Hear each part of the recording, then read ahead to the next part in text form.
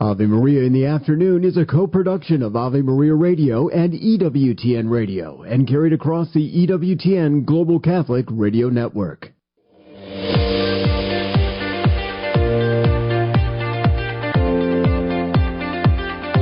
Welcome to Ave Maria in the Afternoon, examining the world through the lens of faith from the heart of the Church to help us navigate the culture. Here's Dr. Marcus Peter.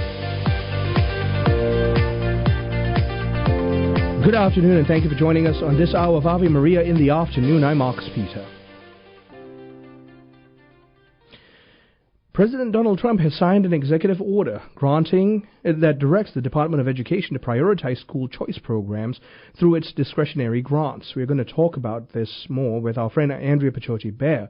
This is a declaration of some good news. We need to expand upon what this means for all of us in an applied manner and what this might mean for the future of especially Catholic parents deciding for themselves how best to educate their children.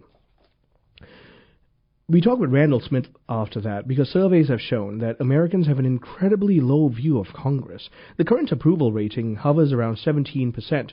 The question, however, is how is it that 97% of incumbents win re-election if that is the case? If only 17%, if all of them only have a 17% approval rating, why do they keep winning re-elections over and over? So, do people really disapprove of Congress, or do they just disapprove of other people's congressmen and women? We're going to talk about all of that in general, and hopefully seek to regain and reestablish a proper way of thinking about our elected representatives. Now, after we're joined by Janice Breidenbach, who's a professor at my alma mater, Ave Maria University. Facebook's decision to suspend its third-party fact-checking system was met with applause and uproar, because many fear it would now be a platform for, quote-unquote, fake news and lies. But can we even have fact-checking in a world that rejects the very notion of truth? In fact, in a world that, frankly, if you take a look at commentators, they're calling this a post-truth world because moral and epistemological relativism rule the day. And if that's the case, then what are we fact-checking? What are the facts here that we are trying to adhere to? And what's objectively true? Because can we trust the fact-checkers? Who's watching the watchdogs? And can we trust the people who are watching the watchdogs? So we want to talk about truth and relativism in a grander picture with Janice Breidenbach. And hopefully for us, for all of us, that we can start developing our logical muscles, our intellectual muscles, for sifting through what's objectively true, good and beautiful about the data that's being shoved at us, that we may live holy lives and happy lives. All this after the headlines. Thank you, Marcus, and good afternoon, everyone. This is your Ave Maria Radio News for Wednesday, February 5th. It's the Feast of St. Agatha. And today's news is brought to you by Visiting Angels, providing loving care and assistance for seniors in need at visitingangels.com. President Trump says Palestinians must leave Gaza. Trump and Israeli Prime Minister Benjamin Netanyahu met in the Oval Office Tuesday, with Trump saying the U.S. is prepared to take over the occupied territory. He did not rule out the possibility of sending in U.S. troops to help accomplish his vision. The Palestinian militant group Hamas, the de facto rulers of the Gaza Strip, called Trump's remarks ridiculous and said they carry with them the risk of igniting the region. Crews have recovered all 67 victims in last week's mid-air collision near Washington, D.C. An American Airlines plane collided with an Army Black Hawk helicopter, causing both to fall into the Potomac River. The cockpit and tail from the regional jet were recovered earlier in the day. A winter storm is expected to hit the Midwest and Northeast today. It's forecast to bring snow and ice to the regions. The wintry conditions are expected to continue through tomorrow. And there are still a few days until the big game, but companies are already unveiling their Super Bowl ads. Those who don't want to wait until Sunday to see the highly anticipated commercials can watch several online right now. This year's spots include an Uber Eats commercial starring Matthew McConaughey with cameos from Martha Stewart and Charlie XCX, Another sees Meg Ryan and Billy Crystal reuniting to recreate their famous When Harry Met Sally restaurant scene for Hellman's. Prices for ads during this year's Super Bowl reportedly broke records, with some spots selling for more than $8 million. From the Ave Maria Radio.net news desk, I'm Dan McGraw.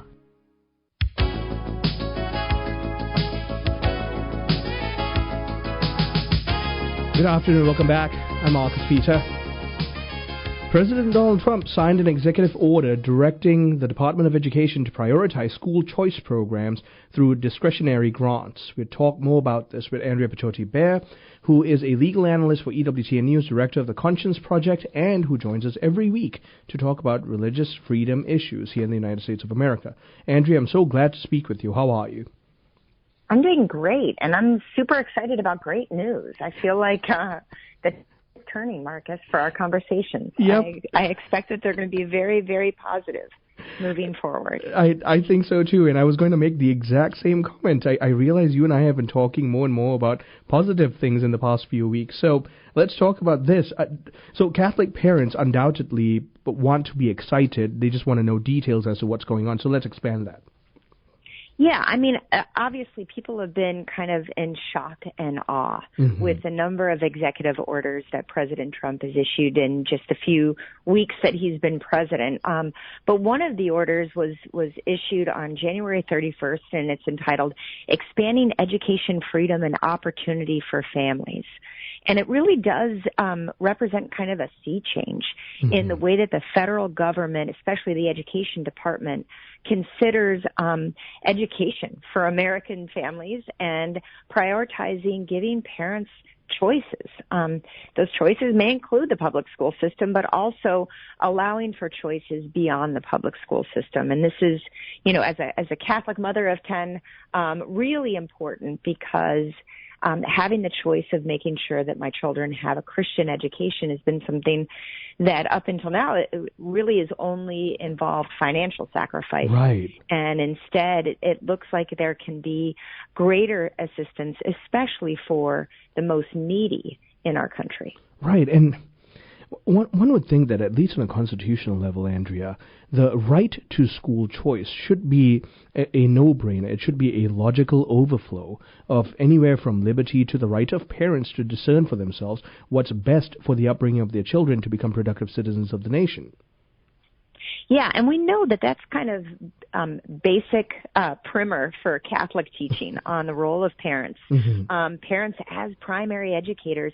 It's gotten kind of mired down here in this country, first because of the monopoly that our public schools have over public education, and I personally think a confusion, a confused idea about what the Constitution requires, often leading people to think that the Constitution requires a secular education system for children, as opposed to one that really does represent the rich pluralistic character that's made our country great, strong, and unique. Right.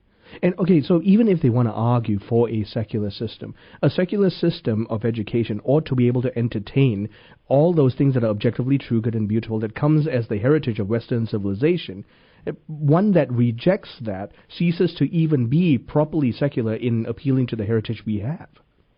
Yeah, no, I think you're absolutely right. And we've spoken in the past about efforts that are going on in different states to bring the great religious tradition of our country, especially as it's influenced our laws, into at least consideration and contemplation in our public schools. What really is wonderful here is, you know, competition in education will make all schools better. And I think that by widening opportunities, using federal grants to especially increase opportunities for families that maybe can't because they're lower income, or they're members of military, on Indian, members of Indian tribes. These things just basically open up greater competition for our public schools to improve themselves. I think it's great. It's a wonderful first step. And it's something, honestly, Marcus, that we have not seen, at least since I've been born, and I'm pretty old. Well, okay, I beg to differ with that. But that being said, though, I agree with you. I haven't seen anything as this in a step in the right direction at the federal level, and I'm happy as a parent of very young children because this conversation on school choice becomes a true concern when all that seems affordably available are public schooling systems, and when it's very clear that at least at the societal level, trust in the public schooling system to properly educate our children continues to wane. No, absolutely. And we saw that especially during the pandemic. You know, I live in the Commonwealth of Virginia, and the shock and horror that parents saw when they were actually observing some of the curriculum and the courses that their children were taking online really caused a lot of people both to leave, to go to our parochial schools, other private Christian schools, but also had serious consequences for government. And in fact, we have a Republican governor, thanks in part to the fact that Governor Glenn Youngkin really reiterated the vital role of parents in their children's education.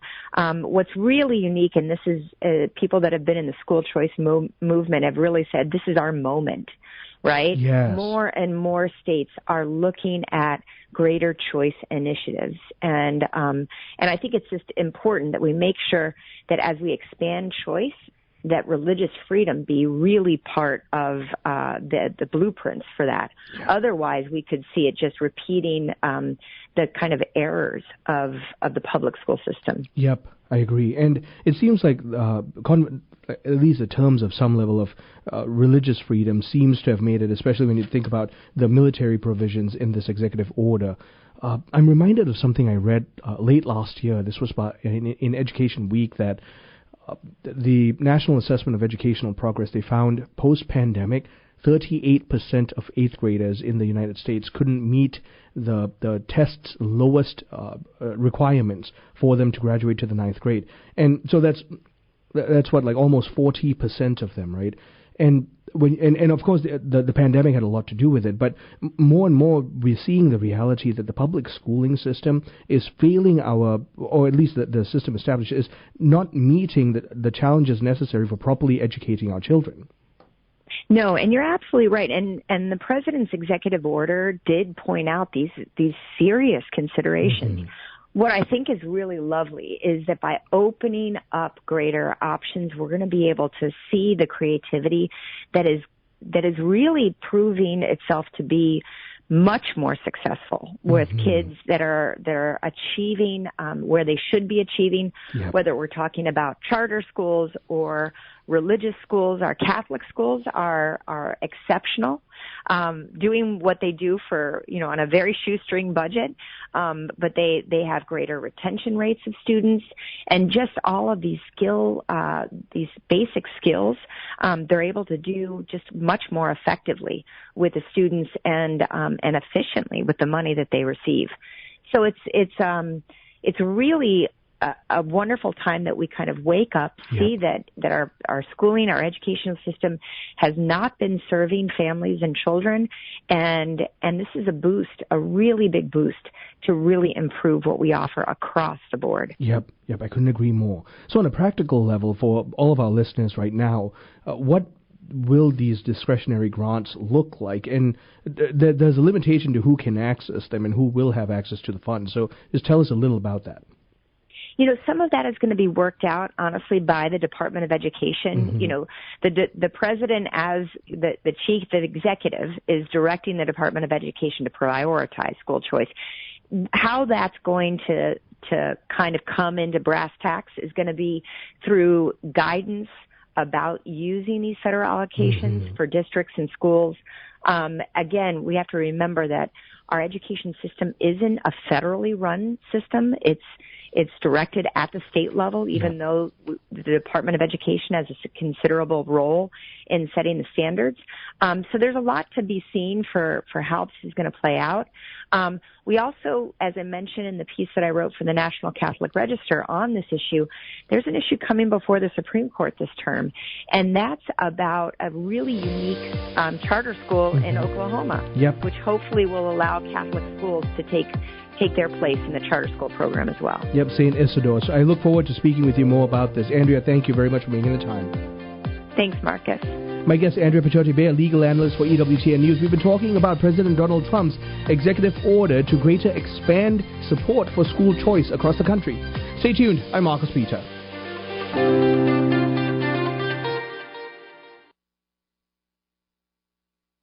St. Therese once told her sister Celine that when we trust ourselves and not God, our soul becomes barren and incapable of virtue. Her remedy? External works of charity. We all try to do it on our own sometimes without asking for God's help. At St. Paul Evangelization, we suggest sharing the gospel with someone who needs it. Check out streetevangelization.com to find a team near you where you can share the love of Jesus. If there isn't one in your area yet, perhaps God is calling you to start a team in your city. To learn more, visit streetevangelization.com. Catholic Connection with Teresa Tamio, weekdays on Ave Maria Radio. I encourage you to look at a report that came out several years ago by Americans United for Life. It's called Unsafe. And this idea is something else that has been pushed out there by the media and by Planned Parenthood and other pro-abortion organizations, that there are all these safety measures that were put into place when Roe versus Wade became legal. But as Father Frank Pavone and so many others say, abortion never, ever, ever changed, really. It went from the back alley to Main Street with little or no restrictions or protections. Many of the independent abortion facilities are less regulated than your local nail salon or hair salon. The fact that they have to, quote-unquote, work on their messaging shows that we are making a difference. Catholic Connection with Teresa Tamio, weekday mornings from 8 to 10 on Ave Maria Radio and AveMariaRadio.net. This week on Christ is the Answer, Father John wants to talk about being transformed. The Eucharist, it's the source and summit of our lives as Christians. We know it to be Jesus himself, but do we know what Jesus is doing through this precious gift for us? Join us this week as Father John shows us how to pray like Jesus, as well as expounding on how through the Eucharist, Jesus transforms us to be more like him. Tune in for Christ is the Answer, Monday through Fridays at 11 a.m. on Ave Maria Radio.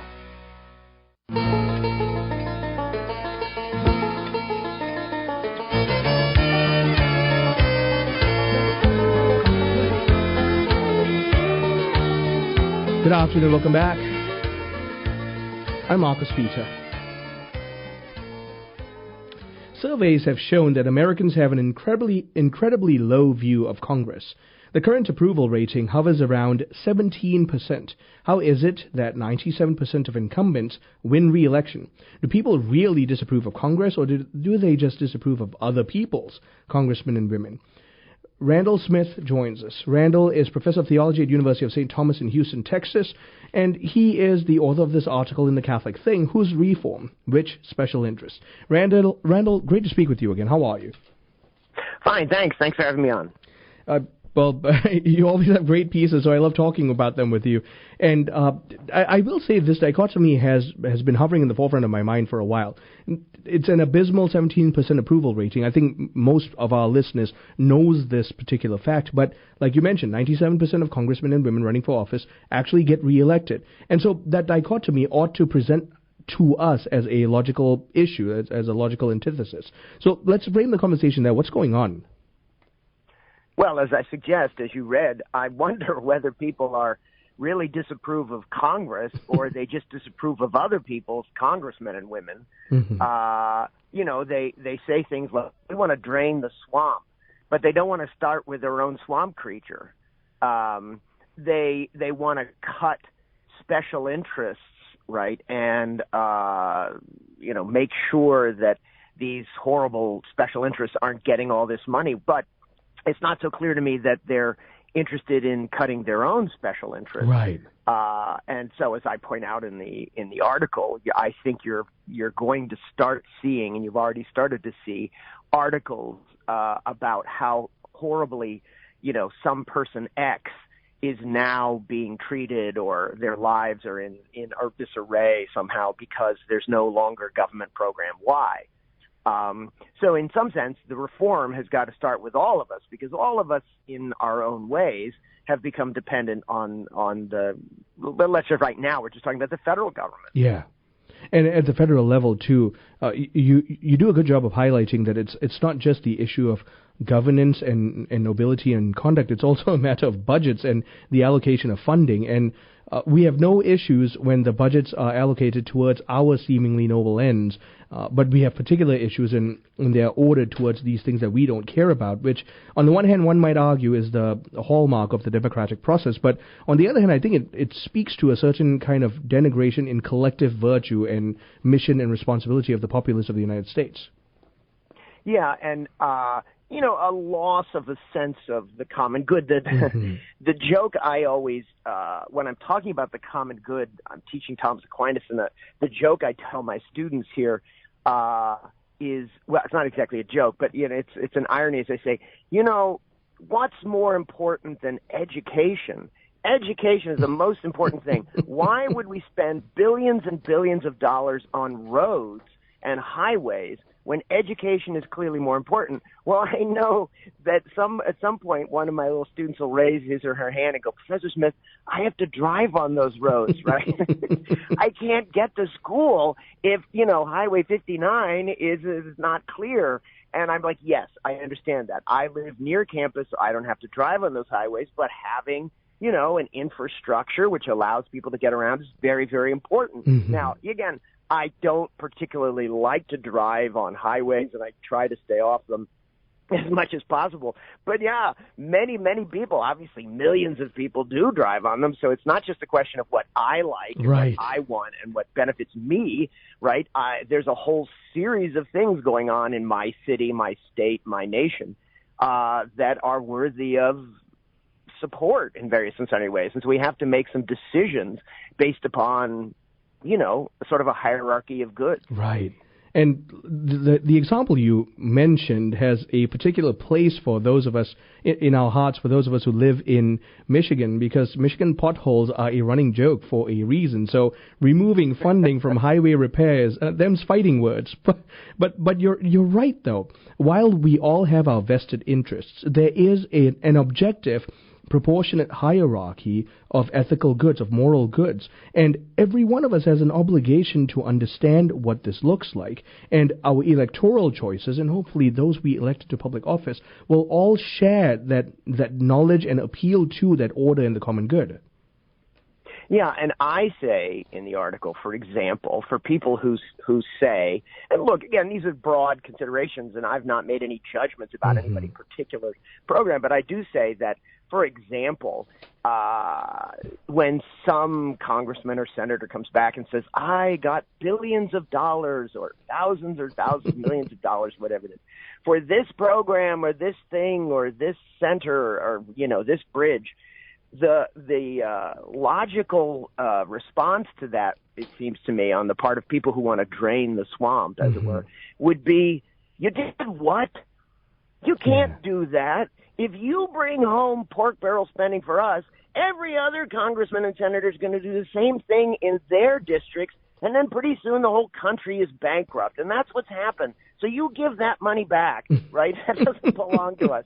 But I don't think people are going to say that, right? Yeah. Again, when people bring home earmarks for their district, everyone's lauding them, Yep. Whereas my view would be, I like money for education, but there is a way in which it's like, look, that's money, that's not my money. That's money which is taken from taxpayers to, take care of the common good.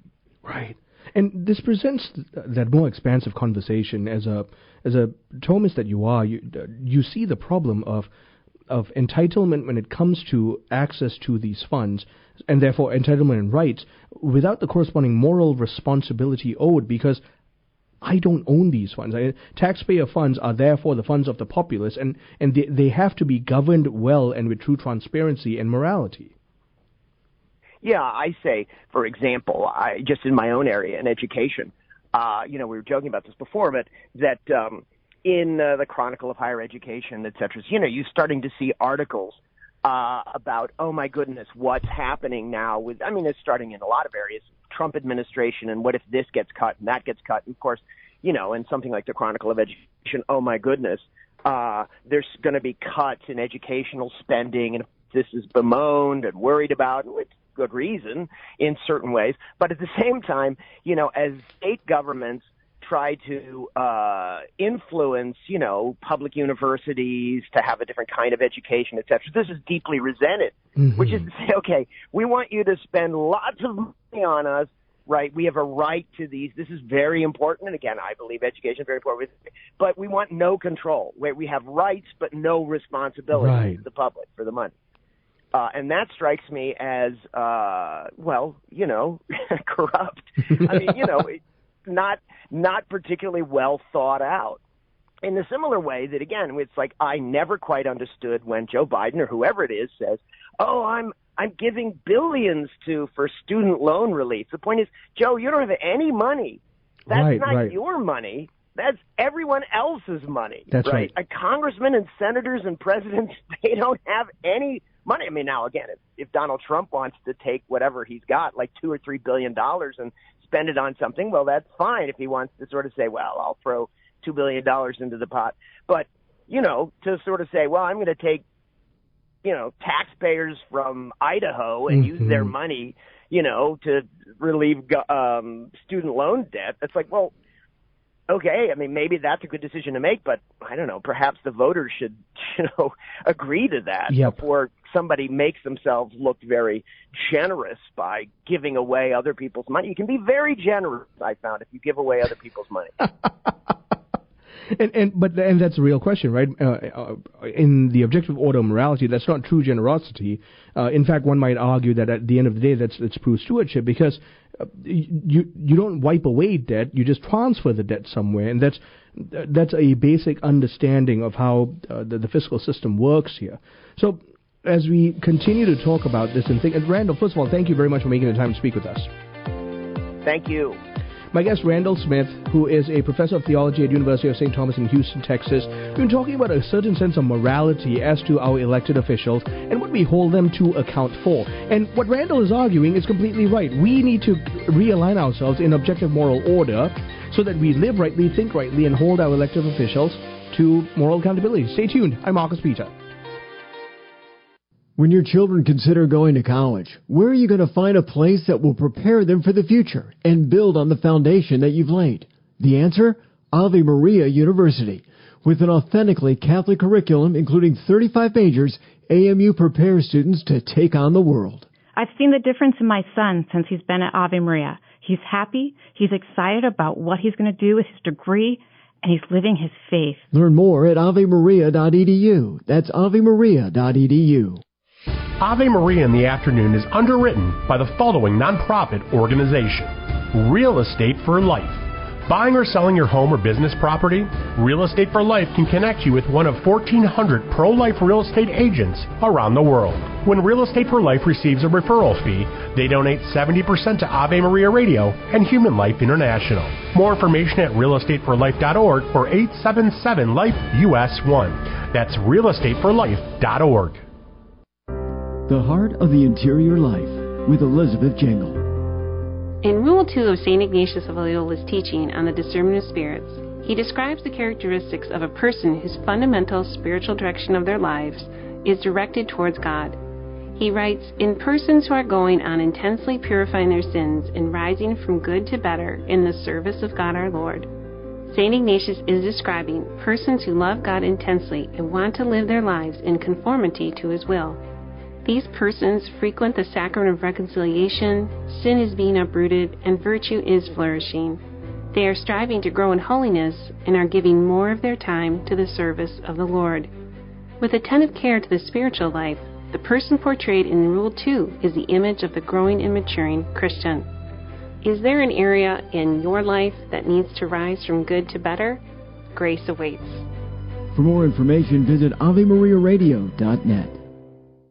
Blessed Carlo Acutis is quoted as saying, "Continuously ask your guardian angel for help. Your guardian angel has to become your best friend." We all have traveling companions, our guardian angels walking with us through life. How often are you communicating with your angel? Jesus said, "I send you an angel before you to protect you, to accompany you along the path so that you do not make mistakes." According to the tradition of the Catholic Church, each of us has a guardian angel who protects us and helps make us aware of things around us. In his Angelus in 2021, Pope Francis noted that oftentimes we have that feeling that I should do this, or this is not right, or be careful. That's the voice of our guardian angel.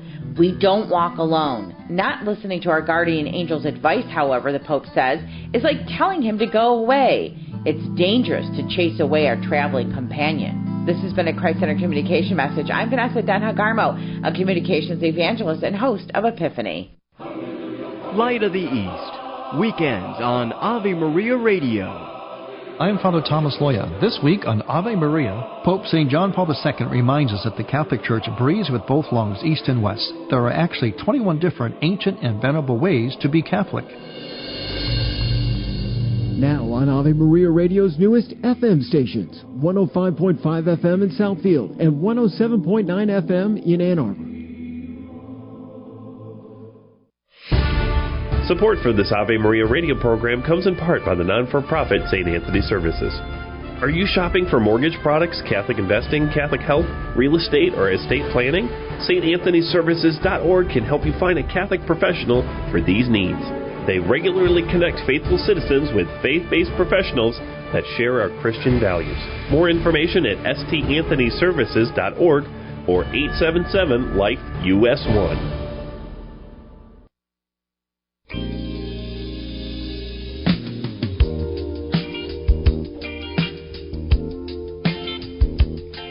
Good afternoon and welcome back. I'm Marcus Peter.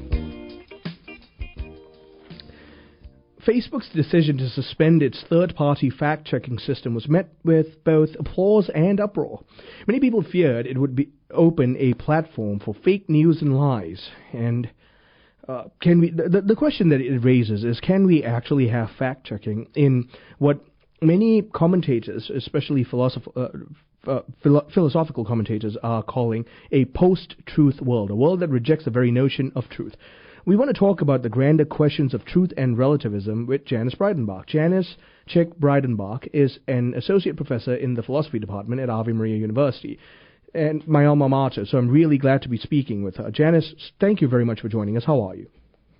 Hi, Marcus. I'm doing great. Thanks for having me on. And it's wonderful, by the way, to be speaking to a graduate of Ave Maria University, a very fine university. Oh, truly, very fine university. You know what? Let's just spend the next 2 segments singing the praises of Ave. I would happily do that. You anticipated that. Well, but it really does bring me a particular sense of joy whenever I get to connect with anywhere from old professors to new friends from Ave.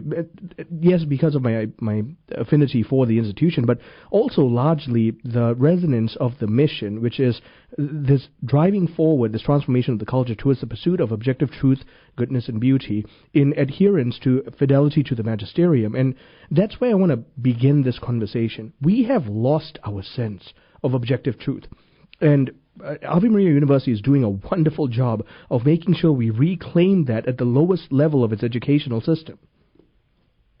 Yeah, I think that's absolutely right. And I mean, from your, very expert theological perspective as well, I mean, I think, we agree that there's something about the kinds of Catholic liberal arts universities, such as Ave Maria University, that are really leading society by example at this moment, in which, I think the way that you frame the problem is exactly right, with the kind of paradox or maybe even contradiction in fact-checking in a context in which people don't seem to really recognize, truth as something, fixed and staple. And yeah, so I mean, I think the way you frame it is exactly right. And it's very clever, yeah. If I may draw from a mutual love of ours, I'm familiar with your work, with Michael's work, and Pope Benedict XVI and his thought.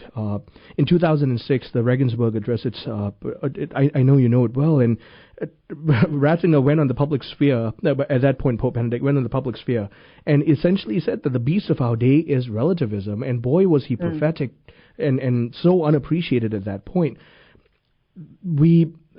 Owing to many ebbs and flows in the philosophical development of the culture, we have allowed ourselves to come to a point where we don't even have the answer to what is truth.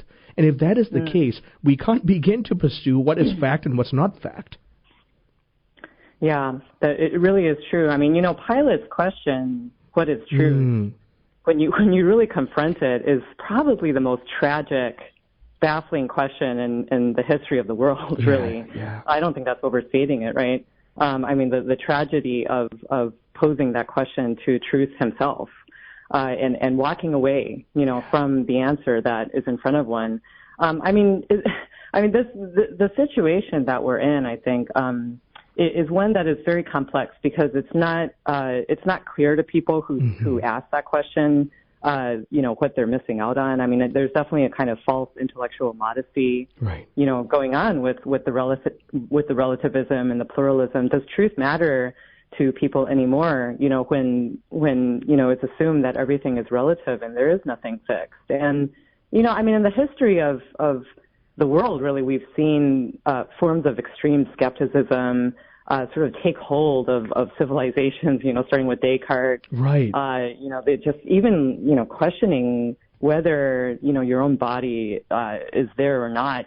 This is absolutely extreme kind of skepticism that, then I think is a very close cousin, really, to the kind of pluralism that makes ideological diversity itself a kind of compulsory condition, of our daily lives, in which, we kind of like force one another to be subject to a diversity of viewpoints, but we don't really want to articulate precisely, how these viewpoints differ. They're kind of all presented as being of equal merit, none of them best or truest, we could say. I think there definitely is this in the background. It's pretty incoherent. It's tragic, just on its own merits, right? And then you have, of course, like kind of the close relatives of this kind of incoherent, relative pluralism. And I guess you could say like subjectivism and emotivism. I'm sure you're familiar with like C.S. Lewis's Abolition of Man. In which he really, I think, articulates so well just, that the problems with this kind of, I think it's kind of close relative of relativism when, we say that there is a kind of equality of all thoughts, equality of all subjects, and simply because, like, for us, like, everything, every moral judgment, according to the subjectivists, is based not on reason or rational discourse, but rather our emotional impressions.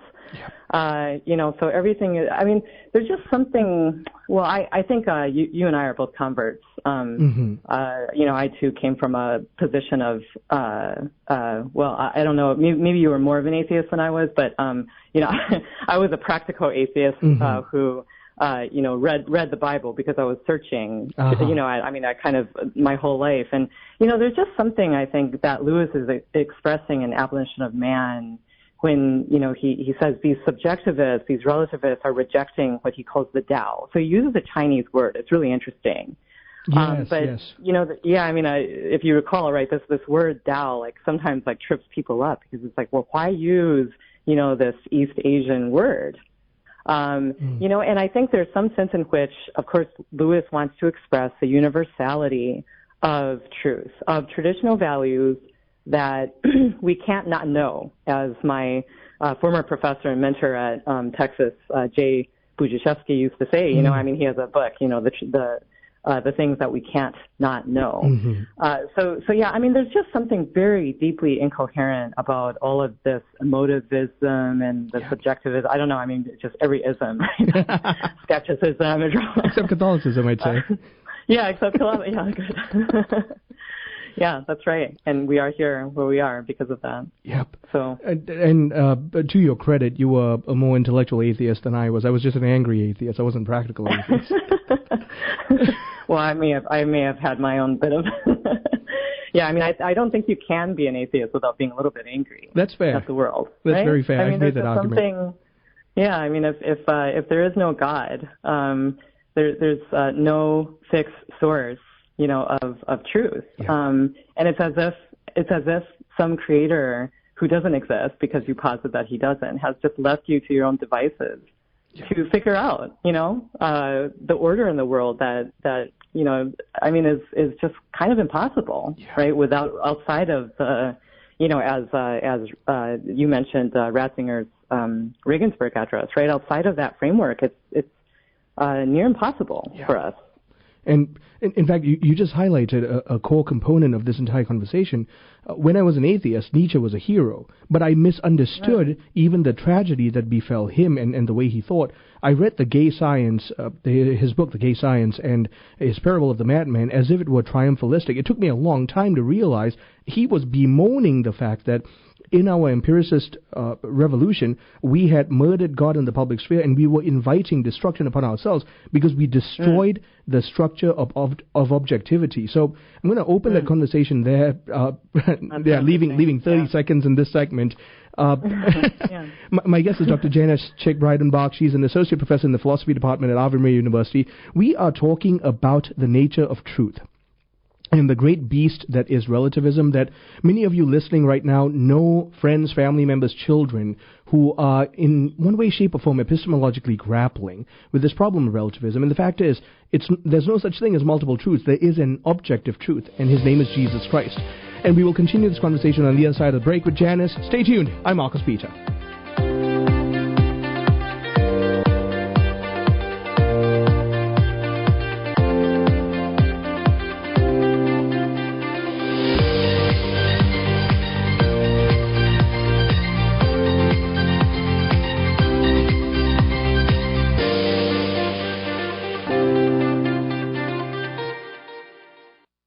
Ave Maria in the Afternoon is underwritten by the following nonprofit organization: Real Estate for Life. Buying or selling your home or business property? Real Estate for Life can connect you with one of 1,400 pro-life real estate agents around the world. When Real Estate for Life receives a referral fee, they donate 70% to Ave Maria Radio and Human Life International. More information at realestateforlife.org or 877-LIFE-US1. That's realestateforlife.org.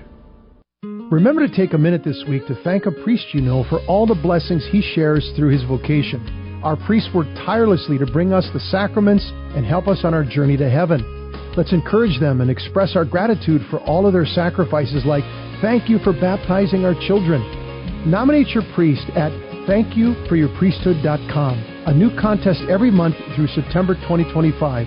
Brought to you by Diocesan, your Catholic advertising and communications company. It's time for Family Man with Dr. Gregory Popchak. Too often we parents get so caught up in the day-to-day grind of family life, appointments, chores, emails, and so on, that we don't spend enough time on our most important job, spiritually parenting our kids. What is spiritual parenting?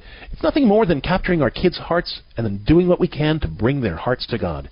The liturgy of domestic church life provides the rituals and routines we need to be good spiritual parents. Prioritizing family time, being extravagant in our affection and affirmation, serving one another generously and cheerfully, and practicing gentle discipleship discipline. Ultimately, spiritual parenting is about helping our kids recognize their inherent worth so that they, in turn, can love God and others wholeheartedly. To find out more about spiritual parenting, check out our books, Parenting Your Kids with Grace and Parenting Your Teens and Tweens with Grace, or visit CatholicHOM.com. I'm Dr. Greg Popchak, but you can call me Family Man. To discover more ways faith can enrich your life, visit CatholicCounselors.com. What is God's most amazing quality? Surely it must be His enormous mercy towards sinners. This mercy is revealed in the gospel through Jesus Christ. Jesus' very name means salvation from sin. The Eucharist is the sacrament of redemption, we learn from the Catechism of the Catholic Church. In order to receive this mercy, however, we must know and acknowledge that we indeed have sinned and are in need of forgiveness. If we say we have no sin, we deceive ourselves, St. John's Gospel reminds us. But if we confess our sins, God will cleanse us of all unrighteousness. John Paul II asserted that conversion requires convincing of sin. As a physician must probe a wound before treating it, God, through His Word and His Spirit, casts a living light on sin. But along with the sting of conscience comes the salve of the certainty of redemption. So the Spirit of truth is also the consoler. This is Peggy Stanton, and this has been the Order of Malta's Minute with the Catechism. Marcus Peter hosts Unveiling the Covenant. What is a covenant? It's a vowed exchange of lives which results in an unbreakable family bond. Throughout Scripture, God seeks to espouse all mankind to Himself in an unbreakable covenant bond. His covenantal love is a free gift, but it necessitates a response from us. We are free to accept or reject it. Let's learn what this means as we unveil the covenants. Saturday mornings at 11 and Sunday morning at 9:30 a.m. on Ave Maria Radio. When your children consider going to college, where are you going to find a place that will prepare them for the future and build on the foundation that you've laid? The answer? Ave Maria University. With an authentically Catholic curriculum including 35 majors, AMU prepares students to take on the world. My daughter told me she was published in a scientific journal as an undergrad. I'm so proud of her. The world needs Catholic physicists, and my daughter's going to be one of them. Learn more at avemaria.edu. That's avemaria.edu.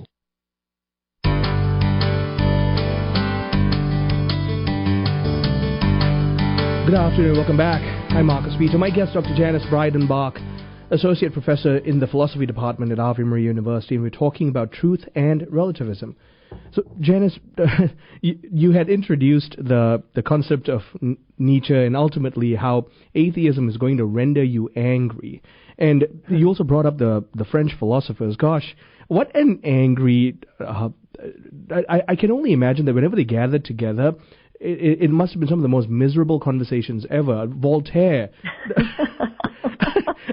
Voltaire, cherish those who seek the truth, but beware of those who find it. Are you insane? But or worse, like I quote Jean-Jacques Rousseau all the time, just because of how absurd some of his thoughts were. But the truth brings no man a fortune. The misery that has been induced by the French Enlightenment movement and how it's seeped into and informed our modern culture. Comment on it, and also just let us know why we need a corrective from it. Yeah, it's insightful, and I mean it's insane, but it's interesting. You know, I mean, for better or for worse, from a philosophical angle. Anyway, I mean, I know theologians would just, let's move on, right?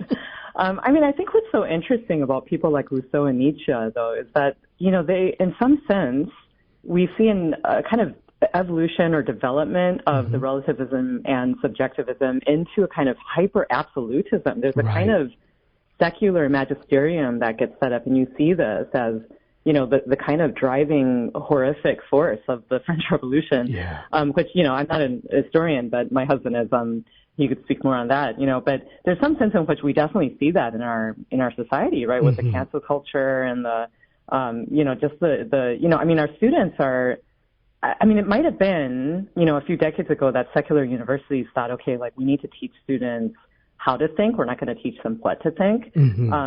But today we definitely find, a kind of indoctrination of certain ideologies as a matter of dogma, without the tools, for critical thought or rational discourse that we might have actually armed ourselves with before. So, it's so interesting, though. You kind of see in the very seeds of the ancient period, with Plato. Maybe this is controversial, but I actually think Plato was the first fact checker. It's, some of your listeners may know, like he really didn't like Homer.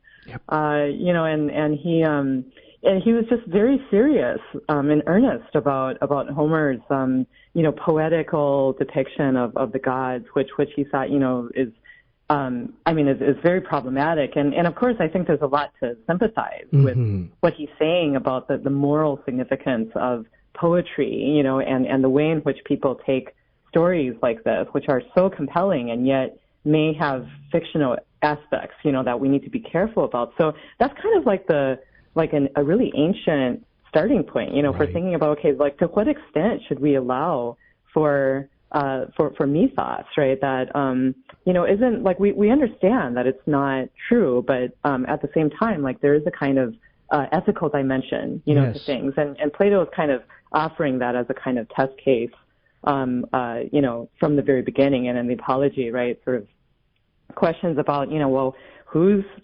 evil, right? Like, do we, like, who's good? Who's corruption? Who's God? Who gets to decide? And at bottom, like, that's the problem with, if we're framing this as a kind of Facebook fact-checking, the problem with automatic censorship.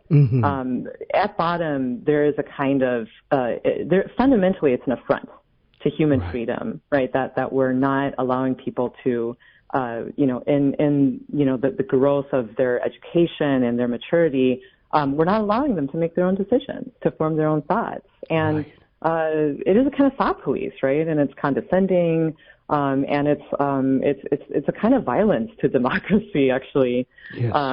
For us to allow this sort of thing. But at the same time, I think, there definitely is, a search for truth that we all have to engage in. And if anything, I think the Catholic University is, the place where we, really fearlessly, I think you've alluded to this already, fearlessly, want to seek this unison between faith and reason. That's what really drives us to the commitment, that we have to thought, and to the furtherance of our education and reasoning well. But I mean, you and I are, we're Christian, and we believe that there are these truths that not even non-Christians can affirm, yes. Right? I mean, that's the natural law, the exactly. Things that we can't not know. And again, you appeal to Budichevsky here, and by the way, I'm a huge fan of his work. He's great. You probably would have surmised that, but yeah. Just based on everything you've shared, that's why there's a certain sense of superiority to the systematic thought of Aristotle and Aquinas. Not because I want to claim an absolutist authority over their framework, largely because they facilitate a synthetic capacity of training your thinking well so that you are free to engage all other thoughts and sift through what's true and what's good and what's not. And like you mentioned, there was a point in society where it was presupposed that this was how we were training, like these logical, epistemological frameworks. We were training children to grow into those capacities. But because we no longer do that our pedagogy is purely empiricist, it's purely materialist, and, we school children that they may get jobs. We're not schooling them to think rightly, think well, and live the good life and be good people. And then we wonder why they're being indoctrinated so easily by every ebb and flow of the culture. That's really beautifully put, really. C.S. Lewis said we're stripping people of precisely that power, right? Not only to think well, but to do well. Right. And to be good, right? So like there, in some interesting sense, truth is both theoretical as well as practical, and these things are linked. And in some sense, I think, what you're saying about education, at the heart of it, I think, of course, I'm a philosopher, so I think this, right? I think it has to be a kind of training of how to ask questions. Right. How to, and not just like how to ask questions as if it's like some kind of skill or something, but, right, we're not really training journalists, right? Yeah, exactly. Yeah, that's right. That's fine, I guess, right? But there's something in the heart that I think Socratic dialogue is wanting us to cultivate, which is a willingness in our heart, in our disposition, at all times, to ask questions and to try to answer them. And, really, this is what the ancients thought was a virtue. Yep. And likewise, trying to answer a difficult question, it can take, it takes courage, right? Like one has to kind of take a leap sometimes and give it a try and be willing, to be proven wrong and, lose face a little bit, but there's some sense in which, this is what marked, the difference between the philosopher who is a lover of wisdom and the sophist in ancient times, right? The sophist was someone who sort of framed himself as, well, I am a wise man, right? I am the wise one. So, you can pay me, right? If you want, to hear truth. Sophists, of course, would say what people already, believe, like what people wanted to hear. And Socrates basically said, well, are you asking the right questions? Right. And, do you have this sense of wonder at the world, at ourselves? And I just think that's like such a magnificent thing, in a true education. It's not an education that I got, I have to say.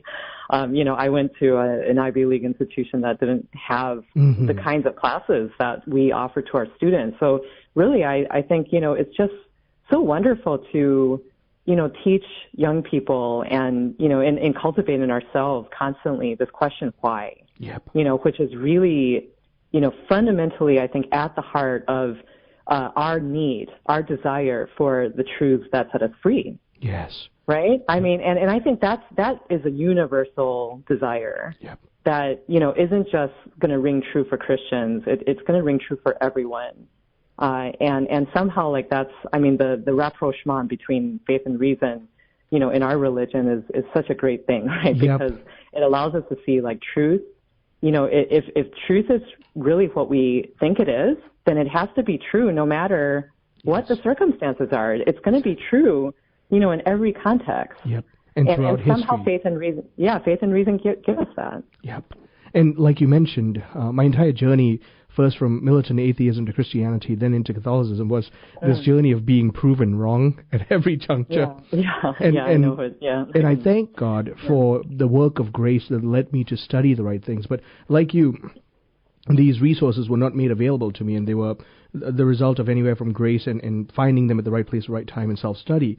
But that's a heritage we need to reclaim, that asking questions rightly and endowing our children with the resources necessary to help them frame these objective standards of thinking so that they can then engage these things at the popular level. Absolutely. Yeah, absolutely. I mean, as a fellow convert, it's really poignant and beautiful, especially to study, like the lines of Plato, right, where he says that the person who seeks the truth becomes truly the friend of God. I mean, it's just such a great line because, it like this is like an ancient, totally pre-Christian era, right, in which like this philosopher who said, I mean, sometimes he gets things wrong, but, he recognizes that, the pursuit of wisdom is actually a pursuit of divine friendship, like a friendship with a person. And there's just something so incredible about that. And I just think like too, like very, very much illustrating the nature of friendship in the way that we are supposed to be good educators, right? Like teaching our students not just, like how to ask questions and stuff, but like how to be a good friend, right? Like in conversation with one another. Right. Or how to be a good mother, like your course, The Philosophy of Motherhood, which my bride actually signed up for. Thank you. Yeah, well, yeah. Well, thank you for your time, Janice. Thank you. Thank you, Marcus. My guest, Dr. Janice Breidenbach, Associate Professor in the Philosophy Department at Ave Maria University. Let us learn to think rightly and teach our children to do the same. Stay tuned. I'm Marcus Peter.